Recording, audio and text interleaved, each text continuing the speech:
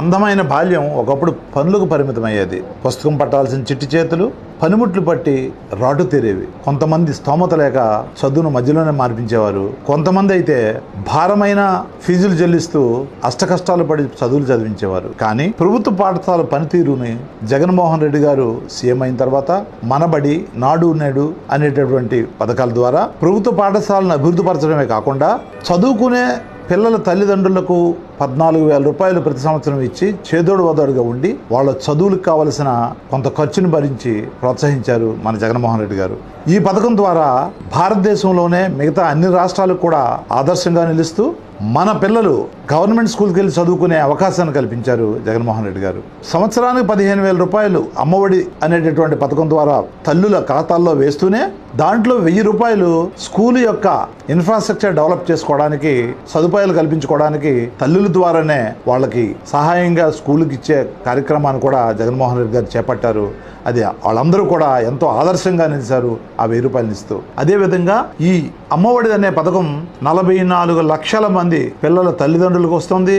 అదేవిధంగా 75 లక్షల మంది పిల్లలు దీని ద్వారా లబ్ధి పొంది హ్యాపీగా ఆర్థిక ఇబ్బంది లేకుండా చదువుకునే అవకాశం కలుగుతుంది. ఇంతేకాకుండా మధ్యాహ్నం భోజన పథకం ద్వారా పిల్లలు పౌష్టిక ఆహారం తీసుకొని తెలివితేటలను పెంచుకుంటూ ఆరోగ్యంగా ఉంటూ అద్భుతంగా చదువుకునే అవకాశాన్ని కలగాలి అని చెప్పి గోరుముద్ద అనే పేరుతో వాళ్ళకి మధ్యాహ్నం పౌష్టికాహారంతో కూడిన మధ్యాహ్నాన్ని కూడా భోజనాన్ని కూడా మరి జగన్మోహన్ రెడ్డి గారు అన్ని స్కూళ్లలో ఇంప్లిమెంట్ అయ్యే విధంగా ఆయన చర్యలు తీసుకోవడం, దాంతో మళ్ళీ ఇంటికి వెళ్ళడం కానీ భోజనానికి ఇట్లాంటి గ్యాప్ లేకుండా చదువు మీదే శ్రద్ధ చూపిస్తూ వాళ్ళు ముందుకెళ్లడం ఎంతో అద్భుతమైన పథకంగా దీన్ని తల్లిదండ్రులు అందరూ కూడా భావిస్తూ ఉన్నారు. అంతేకాకుండా ఉదయం సమయంలో రాగిజావలో పౌష్టికాహారం ఉన్న బెల్లంతో కూడిన రాగిజావనిస్తూ పిల్లలకి ఆరోగ్యకరంగా ఉండడానికి, పుష్టిగా ఉండడానికి జగన్మోహన్ రెడ్డి గారు ఒక నూతన విధానం ద్వారా పిల్లలకు బాసటగా మంచి ఆహారాన్ని అందిస్తూ మంచి తెలివితేటలు, ఎందుకంటే వాళ్ళ టెన్షన్ లేకుండా మంచి ఆహారాన్ని తీసుకుంటే వాళ్ళ తెలివితేటలు కూడా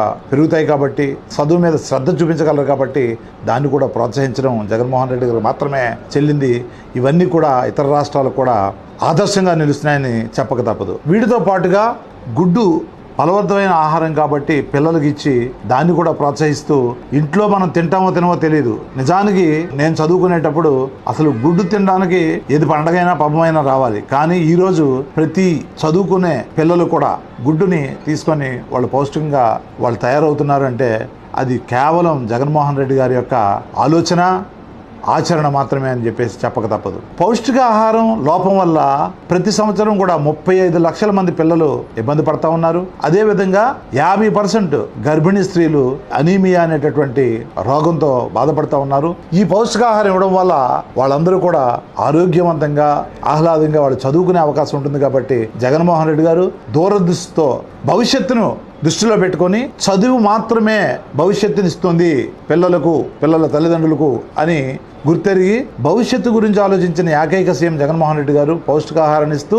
వాళ్ళని ప్రోత్సహిస్తూ అన్ని అనుకూల పరిస్థితులు కల్పించి వాళ్ళు చదువుకోవడానికి కావాల్సిన అన్ని పరిస్థితులను కల్పించి ముందుకు తీసుకెళ్తా ఉన్నారు జగన్మోహన్ రెడ్డి గారు. దీంతో పాటుగా పిల్లలకి బైజూస్ అనేటటువంటి టెక్నాలజీ ద్వారా, ఆ యాప్ ద్వారా కూడా అనేక రకాలుగా మనకు తెలియనివి, మనం కొన్నిసార్లు ఆలోచించినవి కూడా ఎంతో ఖర్చు అయినా సరే, భారమైనా సరే పిల్లలకి బైజూస్ ద్వారా చదువు చెప్పించే కార్యక్రమం, ఇంగ్లీష్ మీడియం ద్వారా చదువు చెప్పే కార్యక్రమం, ఇవన్నీ ముందుకు తీసుకెళ్తున్న ఏకైక సీఎం ఈ దేశంలో ఒకే ఒక సీఎం జగన్మోహన్ రెడ్డి గారని మనం చెప్పక తప్పదు.